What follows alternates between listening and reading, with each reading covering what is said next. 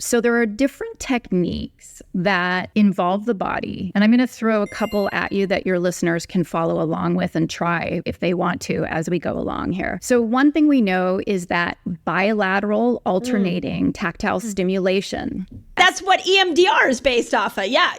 Go ahead. This is awesome. So Francine Shapiro designed EMDR. And one of the tools we could do eye movements, but you can also do tactile stimulation. I find that the bilateral tactile stimulation is great because you can literally do it at the grocery store in the line waiting to get through and no one knows you're doing it, right? Yeah. And what the research shows is that it affects amygdala. It affects the insula, which our insula is going to help us have a better relationship with our body and what's happening internally in our bodies so that we know if we're under stress and we know if we're calming. Okay, so easy schmeezy. You take your right hand and you place it on your left shoulder. These are called arm sweeps. And one arm at a time, I'm going to lift my arm up, but you don't have to, just so you can kind of see here because I'm looking at you. Yeah. So you're going to bring your right arm and sweep it down your left arm. And then you switch left hand to right shoulder. Oh my gosh. And sweep down to your fingers. Just do that a couple of times. Really good. So what are you feeling in your body right now? I feel like somebody's hugging me, like I'm being nurtured, almost like a motherly kind of like it's going to be okay pat on my shoulder. Some people like to do it with little squeezes even. You don't have to do the sweep down the arm. You can squeeze, do little squeezes all the way down the arm. I like this one when I am rushing, actually. If I am late to get to something in the car at a red light,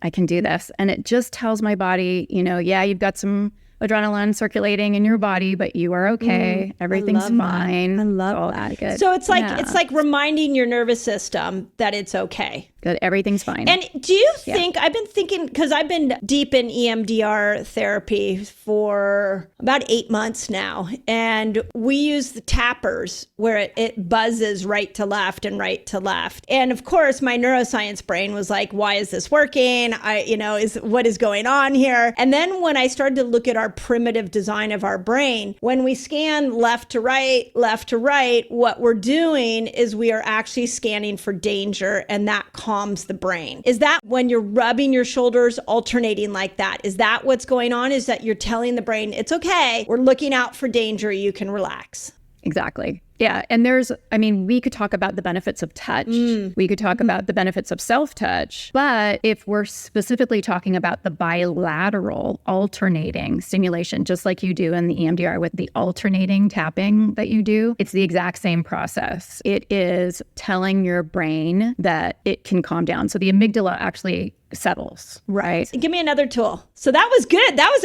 We've never talked about that one here. I talk a lot about walking and, I've more as a menopausal woman than I've ever walked in my entire life. And when I do, I always scan right to left. Like I really use it as a real primitive tool to be able to calm the nervous system. So I really like that added piece of hugging. So, okay, what else can we do? So when you are scanning right to left, you are actually also activating sternocleidomastoid, your SCM muscle, right? Okay. So the sternocleidomastoid is a really interesting muscle because if it's tight, it can constrict the vagus nerve behind the ear. Oh, I never really thought about that. Okay. Yeah.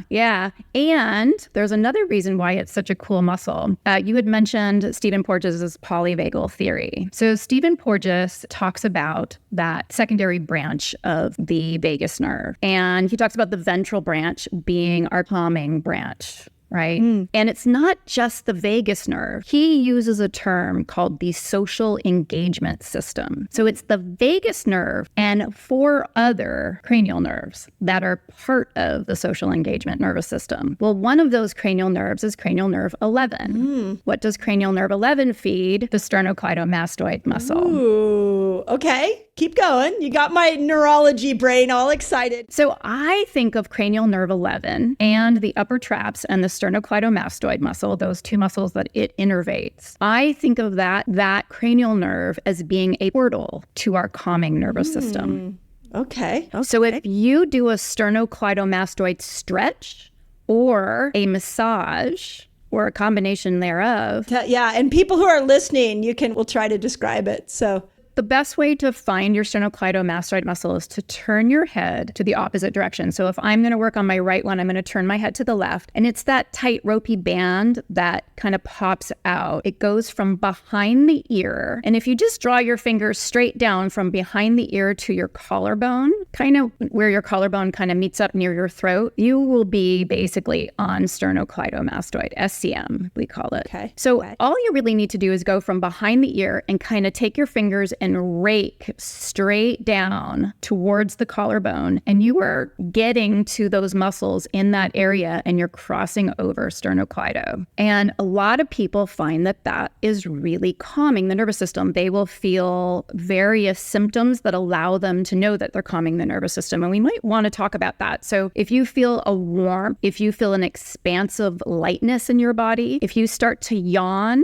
if you get tummy gurgle, if you sigh, if you burp, believe it or not, burping is also a sign of downregulation of the nervous system. So anything that is a rest or digest symptom. So think about burping as digesting, tummy gurgles, digesting, increased salivation, digesting. Your body, when it's in survival mode, doesn't think about eating or sleeping. Okay. Yep. Doesn't think about sex either. So I guess feeling horny could also be a sign that your nervous system is downregulating. Yeah, there's no need to reproduce. Yeah, it makes sense. Exactly, right. So anything opposite to that survival mode, sleeping, eating, digesting, all of those types of things, so yawning, tummy gurgles, sighing, these are all signs that your nervous system likes what you're doing. And it's really important for people to figure out, is this tool working for me? Because I could give you a tool, Mindy, that actually makes you feel more anxious. Even though the person next to you, it actually makes them feel really much better. Okay. So it's important for people to put on their little detective hats and go, is this tool working for me? Am I having any of those signs of downregulation? Or am I just having a softening in my body? Does this feel good? Or is my heart rate going up and I feel more anxious? It's not about you. It's not about the tool. It's just not the right tool for you. Right. So if I'm in a stress state and I'm having this really strong reaction, I can do the sliding of my hand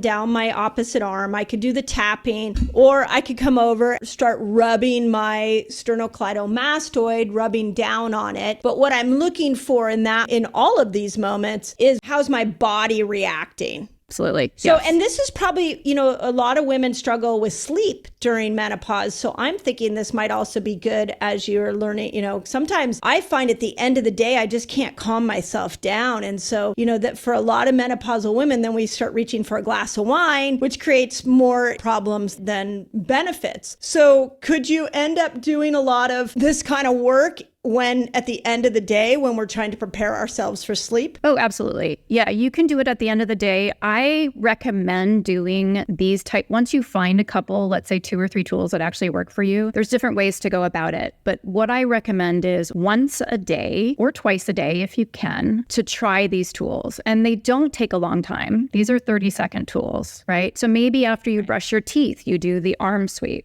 Maybe when you pull into the driveway after coming home from work, before you walk into the house, maybe you do the sternocleidomastoid massage, put a little sticky on the dashboard of your car to remind you, throughout the day, some consistent times. And then what you'll find is that you won't need those tools as much because you won't get as overreactive. You won't so preventative, to do it with prevention in mind.